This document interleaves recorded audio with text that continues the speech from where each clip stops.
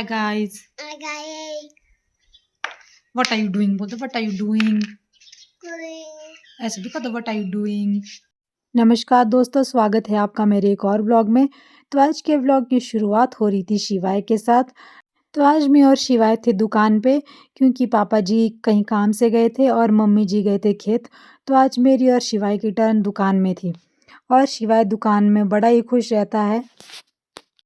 और फिर अब आ गई थी यहाँ चिलर पार्टी। तो इधर-उधर खेलने के बाद तीनों अब बैठ गए थे। फिर मैं इनको बोल रही थी कि थोड़ा स्टाइल मार दो। फिर तीनों अपने-अपने हिसाब से अपने-अपने स्टाइल मार रहे थे। और फिर अब हम आ गए थे फिर से दुकान के अंदर, क्योंकि आज बाहर बहुत तेज़ धूप थी।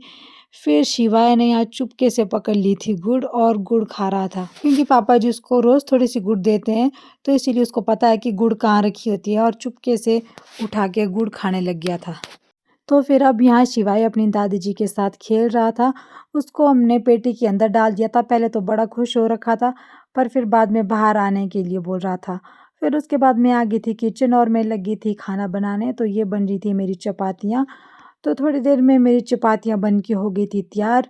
और यहाँ अब शिवाय अपनी दादी जी के साथ पैर साफ कर रहा था। तो आज के लिए इतना ही। कल मिलते एक नए व्लॉग के साथ। तब तक के लिए धन्यवाद।